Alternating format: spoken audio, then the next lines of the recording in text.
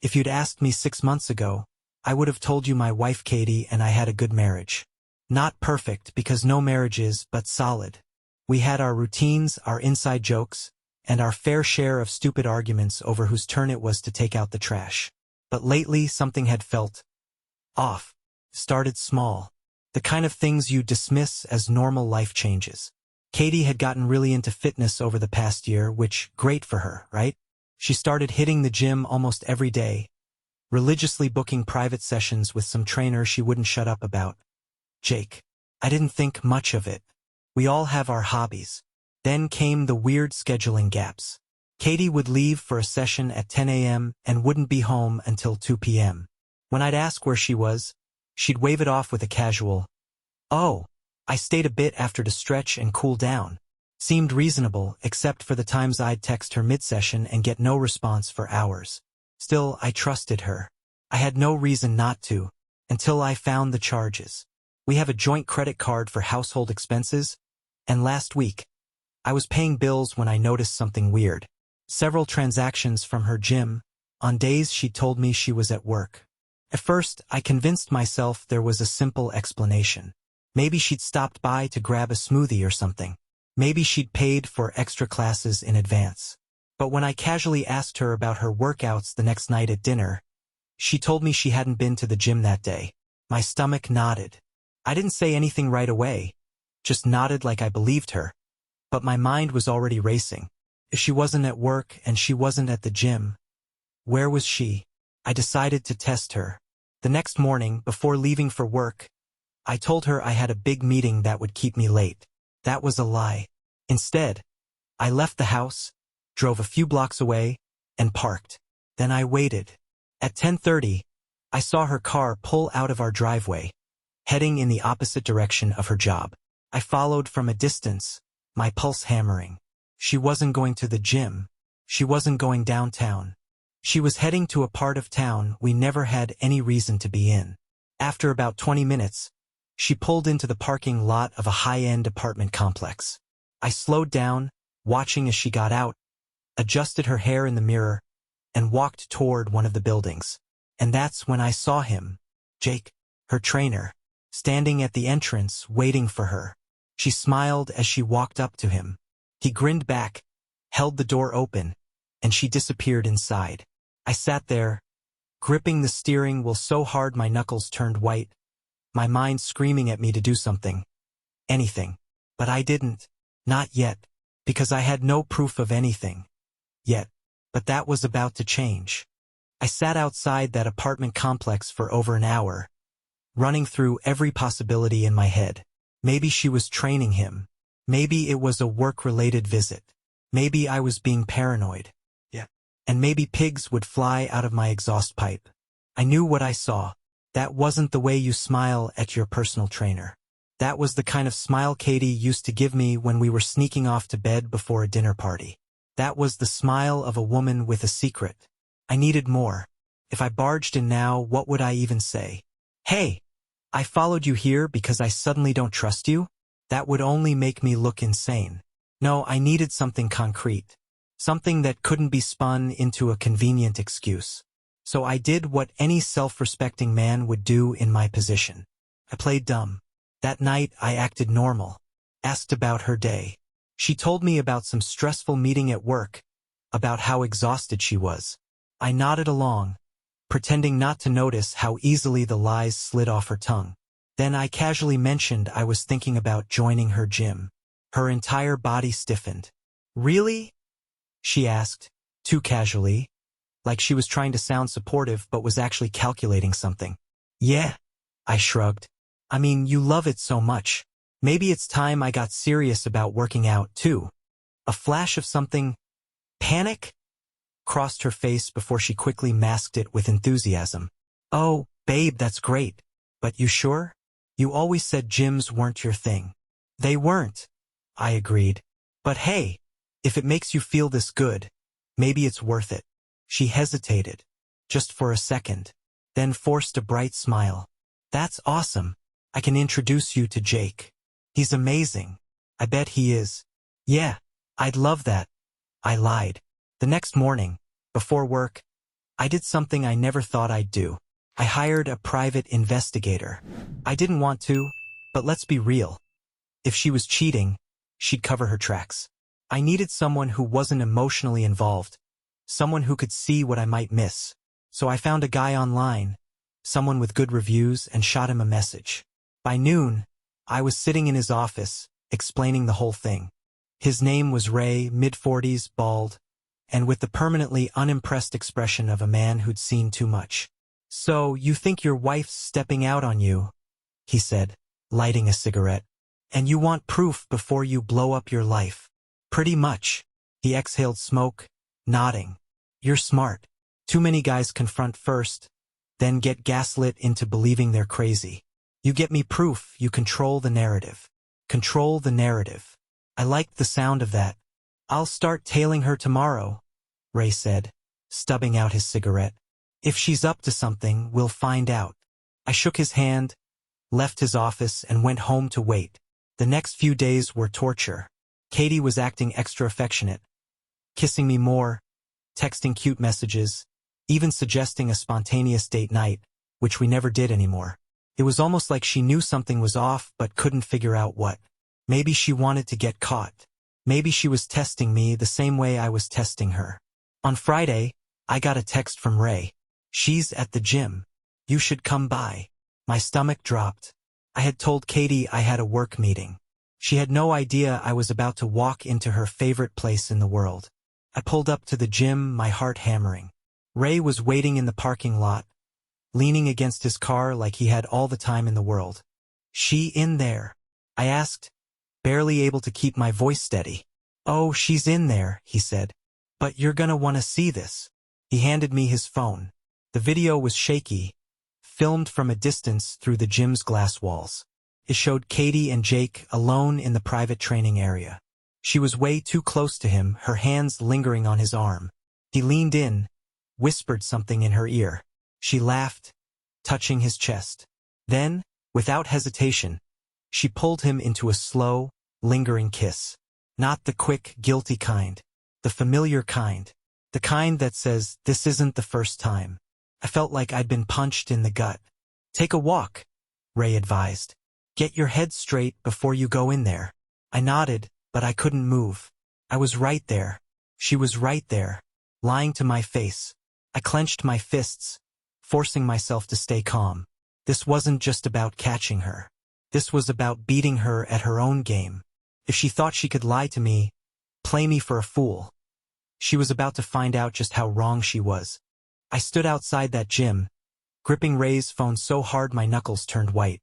I'd seen enough. The kiss, the way she leaned into him like he was hers. It was all the confirmation I needed. My wife wasn't just having an affair. She was comfortable in it. Confident. Like she'd been doing this for a while. Ray lit a cigarette, watching me closely. "You want to go in there now?" he asked. "Make a scene." I exhaled sharply, my breath shaky. "No. "Not yet." He smirked. Smart man. "You go in swinging. She flips it on you, you're the crazy, jealous husband.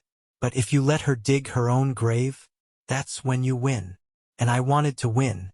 So I stuffed down the rage burning inside me, forced my expression into something neutral, and made a decision. I wasn't just going to confront Katie. I was going to outplay her. That night, I walked into our house like nothing had changed. Katie was already home, curled up on the couch with a glass of wine, scrolling through her phone like she didn't have a care in the world. She looked up, smiling. "Hey babe, how was your day?" My stomach twisted. I could still see her kissing him. Could still feel the betrayal like a knife twisting between my ribs. But I smiled back. "Same old," I said, tossing my keys on the counter. "You?" She stretched, faking a yawn. "Ugh. Exhausting. Work was insane, and Jake totally kicked my butt in training today." I almost laughed. She actually said his name, right to my face. "Oh yeah?" I asked casually, walking over. "What did he have you doing?" She groaned dramatically. "Too many squats. My legs are dead." I wanted to tell her I knew, that I'd seen exactly what she was doing with Jake. But instead I just nodded. "Guess I should be thanking him, then." I joked. Keeping you all fit and strong. She laughed, nudging me playfully. Exactly. Maybe you should start training with him too. Unbelievable. I let her talk. Let her keep spinning her web of lies, all while knowing I was about to tear it apart. For the next week, I played my role perfectly. I was the loving husband, the trusting fool.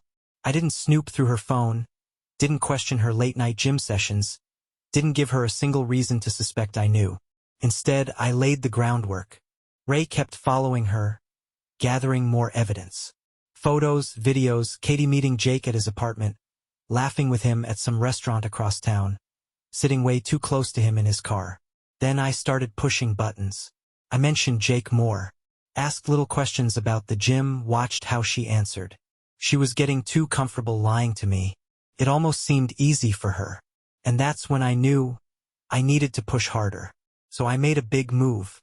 One night over dinner, I casually dropped, "Hey, I was thinking of pulling some money out of savings. Maybe for a little getaway. Just the two of us." I watched very closely for her reaction.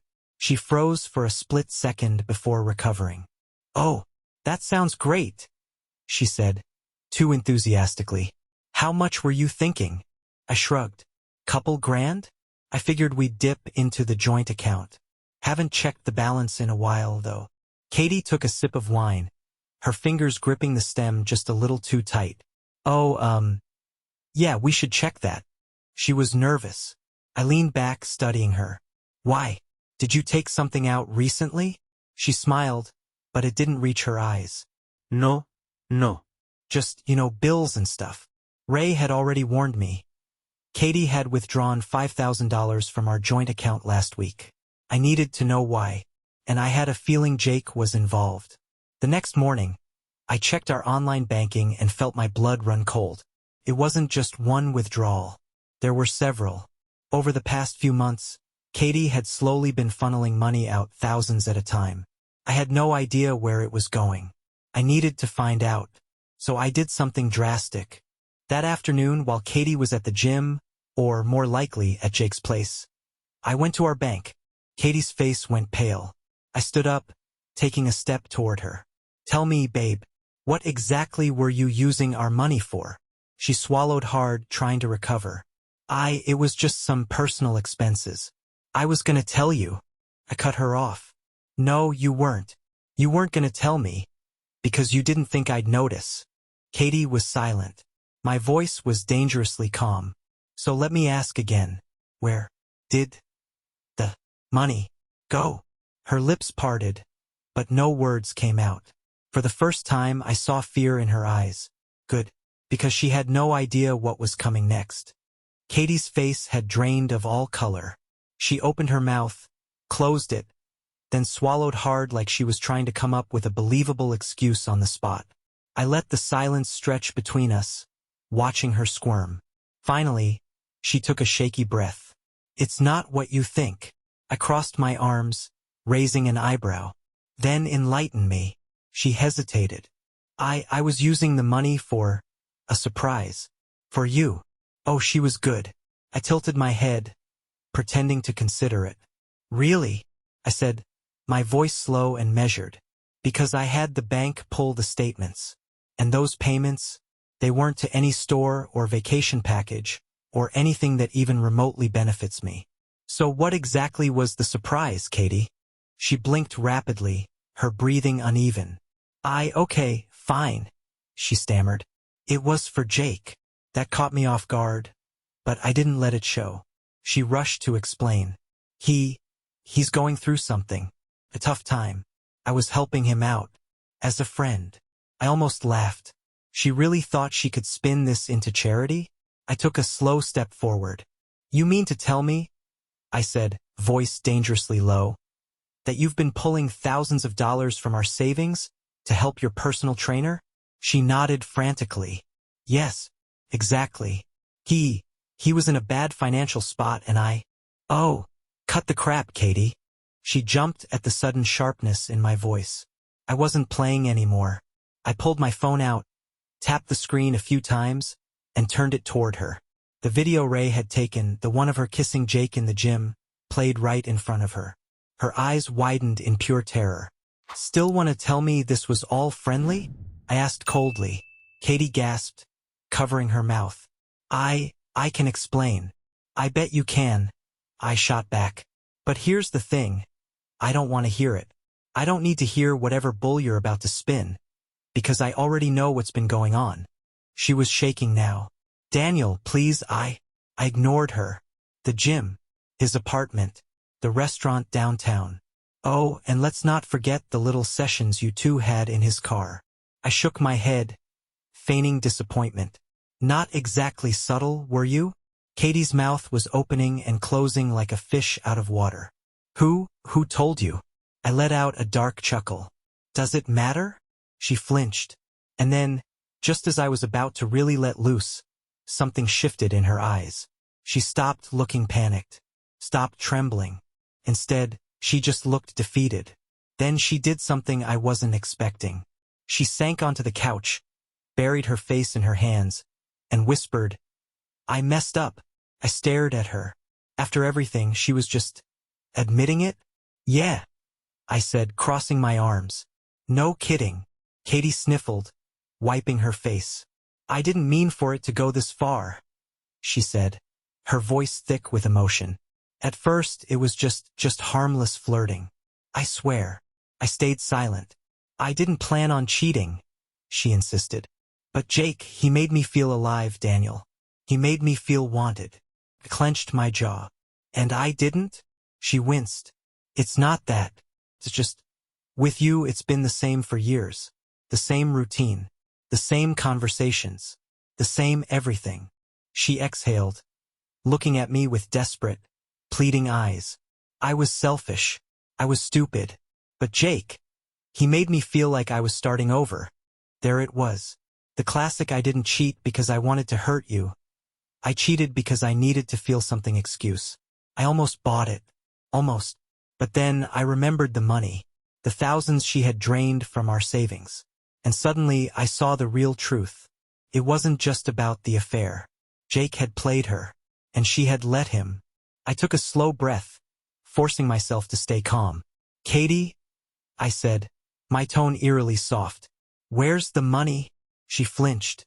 I don't know." "Wrong answer." I leaned forward. "Try again." She swallowed. "I gave it to him." Of course she did. My stomach turned. "Jesus Christ, Katie." I ran a hand through my hair, pacing the room. "Do you even know who Jake really is?" She frowned, looking genuinely confused. "What are you talking about?" I exhaled sharply. "You didn't just have an affair with a trainer, Katie. You got played by a professional homewrecker." She blinked. "What?" I pulled up my phone again, swiping to another file Ray had sent me. A document filled with names. Jake's ex-clients. Women he had seduced. Women he had convinced to leave their husbands. And every single one of them had the same story.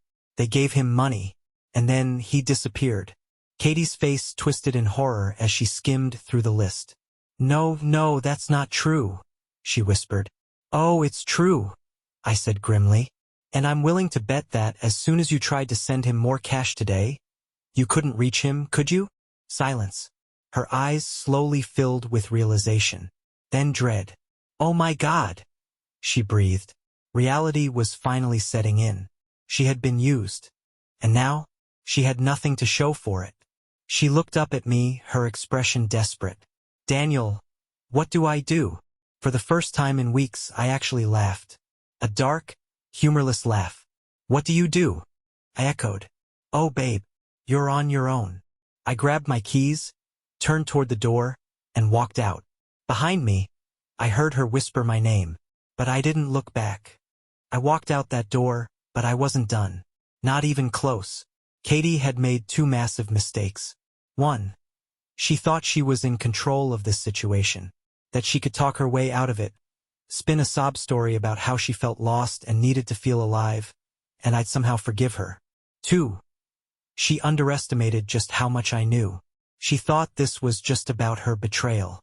She had no idea that the real danger was Jake. And if I didn't act fast, she was going to lose a hell of a lot more than just our marriage. I sat in my car for a solid 5 minutes, gripping the steering wheel and breathing through the fury still simmering inside me. Then I picked up my phone and called Ray. "I need you to find Jake," I said. Ray chuckled. "Already ahead of you. Your boy packed up and left his apartment this morning." I frowned. "And Katie didn't know?" "Of course not. Guys like Jake? They don't break up. They vanish." I rubbed my temples. "Where is he?" Ray hesitated. "That's the thing, we don't know yet." A sick feeling twisted in my gut. Jake wasn't just skipping town. He was running, which meant whatever he had planned, it wasn't finished yet. And I had a terrible suspicion that Katie was still exactly where he wanted her. I drove back home and sure enough, Katie was sitting at the kitchen table, phone in hand, her face pale as death. Her eyes snapped up the second I walked in. "He's gone," she whispered. I leaned against the counter, arms crossed. No kidding. She swallowed hard. I don't understand. He was just texting me yesterday. He said What did he say?" I cut in. She hesitated. Then, in a tiny voice, "He told me to pull all the money." Bingo. I exhaled slowly, forcing my anger down. "And you didn't find that suspicious?" Her eyes welled up. I thought he just needed help. I didn't think he was—" She broke off, gripping her head. "Oh my God. Oh my God." She was crumbling. Good. I needed her scared. Needed her to listen. "Let me tell you what was really supposed to happen, Katie," I said, my voice calm and controlled. "Jake was going to let you drain our savings. Then, the second you wired him the last dollar, poof, he disappears. No explanation. No goodbye. You'd be left with no money, no marriage, and a mountain of debt. And guess what?" I leaned in, watching her squirm. "He does this all the time." She shook her head. No. No, Jaque loved me. I barked out a laugh. "Jesus, Katie. Are you listening to yourself? You were a target. He chose you because he saw the cracks in our marriage. He fed your insecurities, made you feel special. And then, just when you thought you were about to have some perfect little new beginning, I snapped my fingers. He was gonna take everything." Tears streamed down her face. "Oh my God." I didn't comfort her. I didn't tell her it was okay, because it wasn't. She had ruined our marriage over some fantasy. But as much as I wanted to throw her to the wolves, I couldn't ignore one major problem. If Jake was still trying to get his hands on that money, that meant he wasn't finished yet. That night I barely slept. I kept waiting for the next move. Then, at 3:42 a.m., it happened. Katie's phone buzzed on the nightstand. She didn't hear it. She had cried herself to sleep hours ago. But I was wide awake. I picked it up, and there it was. A message from an unknown number. "Baby, I had to leave fast. Things got complicated. I need you to do one last thing for us. Empty the rest of the account. I promise I'll explain everything when we're together. I love you. Don't let Daniel stop us." I sat there, staring at the screen, feeling a slow, vicious smile curl across my face. There it was. Jake's desperation. He was still trying. Which meant he needed that money. Which meant I could trap him. By morning, I had a plan. Katie woke up groggy and hollow-eyed. When she saw me standing in the doorway, holding up her phone, her face crumpled. Shut up," I said. "Just listen." I sat down across from her, placing her phone on the table. "Jake messaged you." Her breath hitched. "You're going to text him back," I continued. "You're going to say you'll get the money, but you need to meet him in person to give it to him." She swallowed. "What? But you owe me this, Katie," I said, voice hard. "You owe me for the months of lying, the stolen money, the humiliation, and now you have a chance to fix something. You want to make this right." I slid her phone toward her. "Then bait him." Her lip trembled. "What if I'll be there," I said. She hesitated. Then slowly she nodded. I leaned back, watching as she typed out the message. "I can get the money, but I'm scared. Can we meet? I just want to see you one more time." We waited. 3 minutes later, Jake replied. Jake, of course, baby. I love you. Same place as always? Katie looked up at me. That's his apartment. I smirked. Not anymore, it's not. 3 hours later, I sat in a car across the street from Jake's supposed meeting spot. Ray was in the car next to me. Sipping coffee like this was just another day at the office. Think he'll show? He asked. I checked my watch. 10:02 a.m. I had no doubt. Jake needed that money. And men like him? They always thought they were the smartest person in the room. But today, I was the one setting the trap. A black SUV rolled up, and I sat forward, heart pounding. The door opened, and there he was, Jake, looking way more nervous than the cocky trainer I'd seen in those gym videos. Katie stepped out of her car across the lot, pretending to be hesitant, clutching a small envelope as she approached him. Ray lifted his camera, snapping pictures. Jake smiled at her, leaning in, probably whispering some last-minute manipulation. Then, the second he reached for the envelope, Ray and I stepped out of our cars. Jake's head snapped up, and when he saw me, his whole body went rigid. "Oh, don't stop on my account," I called out, voice dripping with mockery. "Go on, take the money." Jake's eyes flickered between me and Ray. Then he did exactly what I hoped he'd do. He ran. Jake bolted. I expected it. Hell, I was counting on it. Guys like him, they don't fight. They run. They scam and slither their way out of bad situations, thinking they're too smart to ever get caught. But today, he was running from the wrong man. "Go!" I shouted to Ray, already sprinting after him. Jake weaved through the parking lot, shoving past pedestrians and dodging parked cars. He wasn't out of shape, he was a trainer after all, but he wasn't faster than me.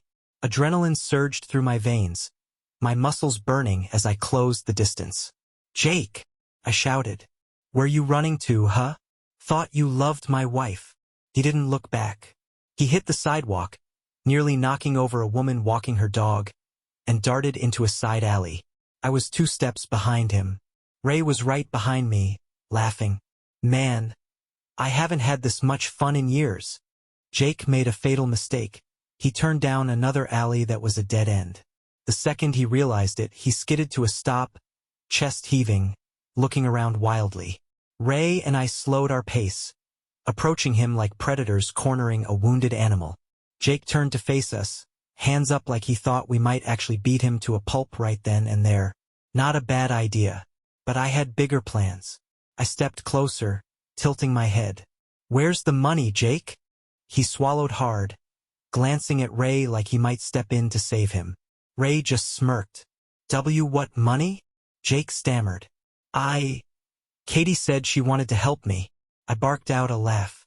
"Oh, buddy, we know what you do. We know how many women you've played. And I know you were about to drain my wife dry and vanish." I stepped closer, lowering my voice to something cold and sharp. "But here's the thing, Jake. You messed up. Big time." Jake swallowed. I let the silence stretch before I dropped the real bomb. "The cops are already looking for you." His face drained of color. Ray chuckled. "You didn't think you could scam that many women and just walk away, did you?" Jake's whole body tensed. He was trapped, literally and figuratively. So he did what cornered rats always do. He tried to negotiate. Okay, he blurted out. "Look, I can pay you back. I just need time." I smirked. "You don't have time." Ray pulled out his phone and tapped a few times. Then he turned the screen toward Jake. It was a news article, a very recent one. Serial conman wanted for fraud and grand larceny. Police seeking victims. Jake's name was all over it. So were his previous victims. Jake's hands started shaking. How did? "Oh, that." Ray smirked. "I made a few calls. Turns out the cops love when people like you get caught. Especially when you steal hundreds of thousands of dollars." Jake's face contorted, panic setting in. He started backing up, but there was nowhere to go. "Look, I can cut you in," he said desperately. "You, both of you. I have more money. I have connections. Just let me go, and we can work something out." I cut him off. "No." One word. One final nail in his coffin. Because the second I said it, We all heard the sound of police sirens screaming down the street. Jake's eyes went wide. He spun, looking for another way out, but it was too late. 2 squad cars skidded to a stop at the alley entrance. Officers poured out, guns drawn. "Get on the ground. Hands where we can see them." Jake turned to me, eyes wild. "You." I smiled. "Bye, Jake." Then I stepped back, watching as the cops tackled him to the pavement. He screamed, begged, but nobody cared. And just like that, it was over. I stood on the sidewalk, watching as they shoved Jake into the back of a police car. Ray clapped me on the shoulder. "Damn, that was beautiful." I smirked. "You know what the best part is?" He raised an eyebrow. "I'm pressing charges," I said simply. Ray grinned. "Hell yeah, you are." See, it wasn't just about getting Jake arrested. It was about burying him, making sure he never did this again. And I had all the evidence to do it. Katie's transactions, the other women's statements, the photos, the texts. Jake wasn't just going to jail. He was going to prison. I didn't go home right away. I took my time. When I finally walked through the front door, Katie was pacing the living room, looking like she hadn't breathed since I left. She turned the second she saw me. "Daniel?" I held up a hand. "Jake's in custody," she gasped. "Oh my God." I crossed my arms, watching her. "And you?" She swallowed. I didn't know. I swear, I didn't know." I laughed bitterly. "You think that matters?" She flinched. Then, in a broken whisper, Can we fix this?" I let the question hang in the air. Then I walked past her, grabbed the divorce papers off the kitchen counter, and dropped them in front of her. Katie's eyes widened.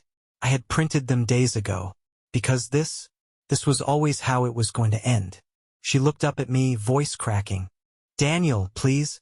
"No," I said, cold and final. She shattered, right there in front of me, but I felt nothing, because the woman I married, she had died the second she kissed another man. I turned, grabbed my bag, and walked out. Behind me, I heard her sobbing, but I didn't stop, and I never looked back. I walked out of that house for the last time, but my mind was still on fire. The anger, the betrayal, it should have felt like it was over. Jake was in cuffs.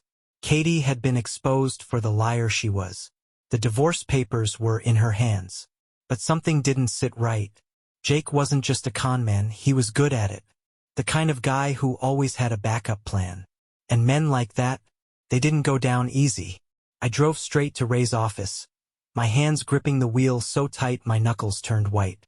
He was waiting for me, 2 fresh beers already popped open on his desk.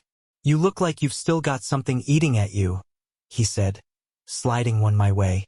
I took it but didn't drink. "Jake." Ray nodded. "Yeah, I've been thinking about that too." I leaned forward. "He ran too fast." Ray raised a brow. "You chased him, remember?" "No," I said, shaking my head. "I mean, he was ready to run. He was already packed up, already moving. The second Katie couldn't send him more money, he bolted." Ray took a sip of his beer. "You think someone tipped him off?" I exhaled. "I think he was expecting something bigger." Ray's eyes narrowed. "Bigger how?" I pulled out my phone, scrolling through the banking transactions again. Katie was pulling money in chunks.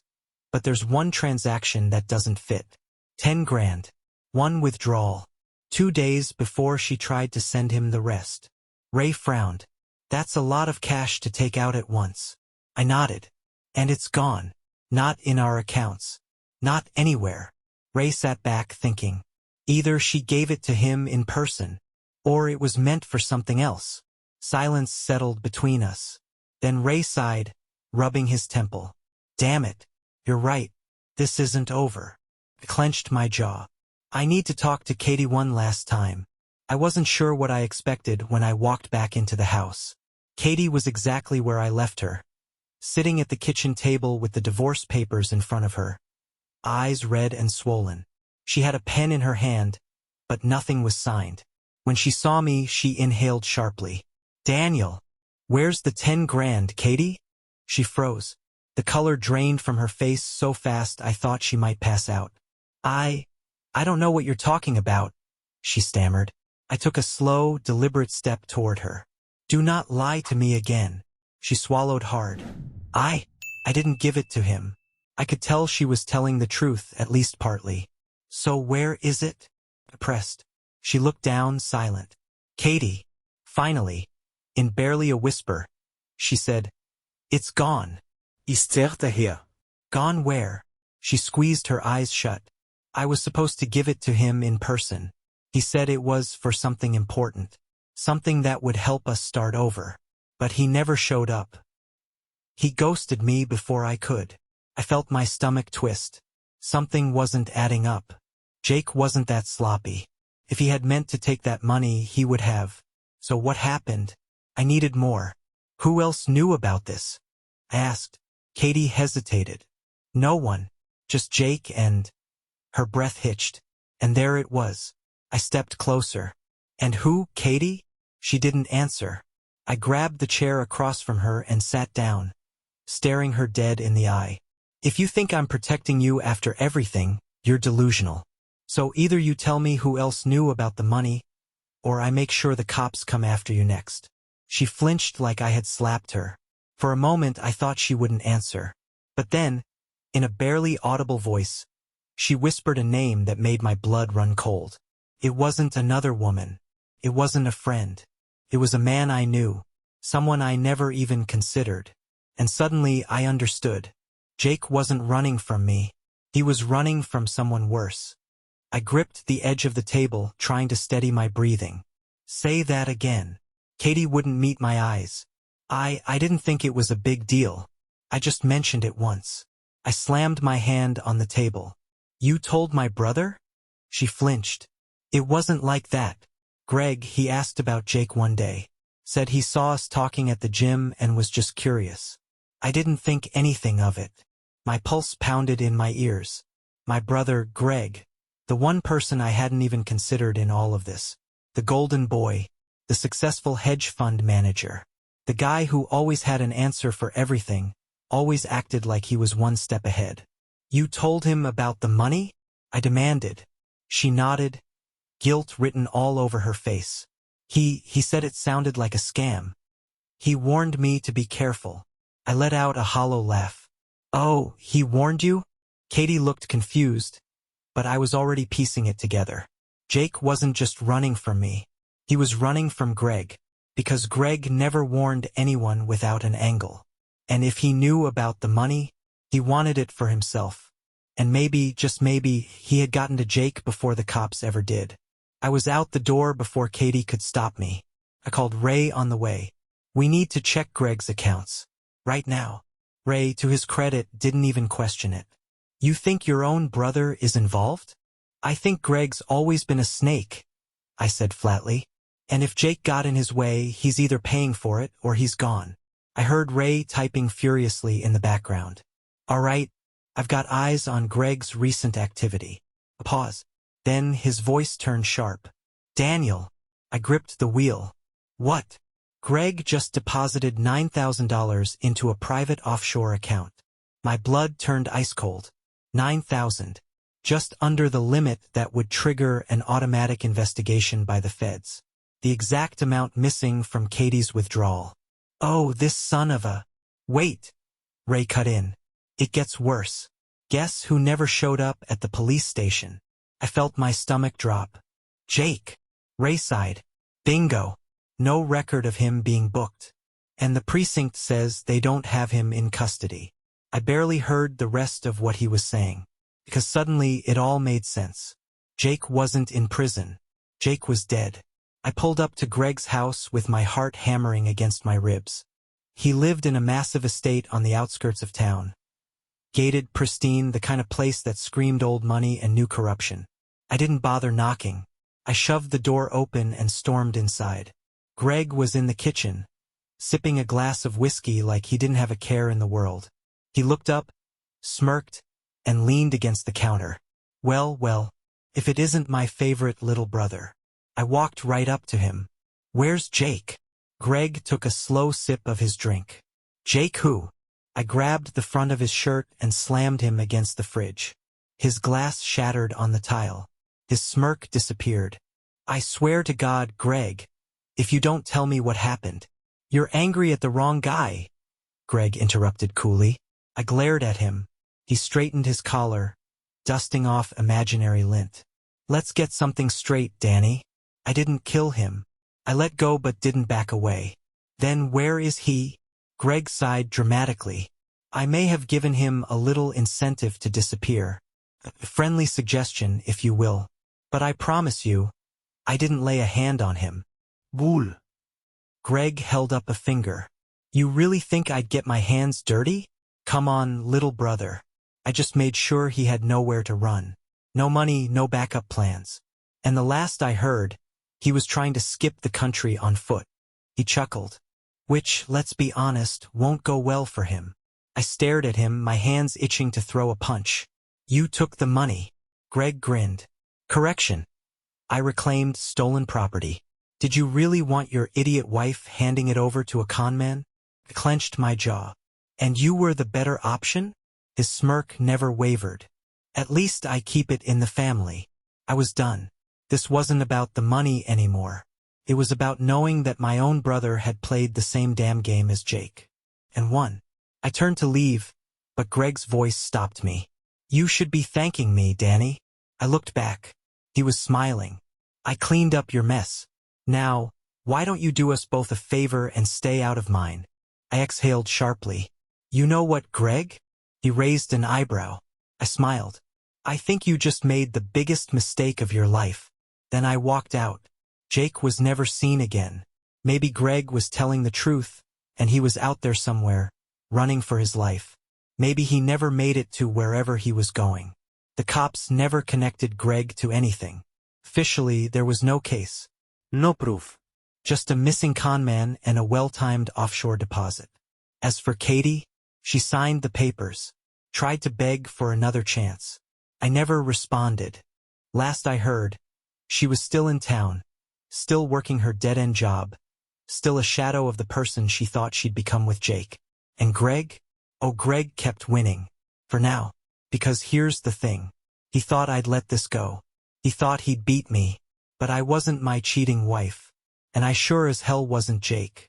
Greg had no idea that I was already planning the perfect way to take everything from him.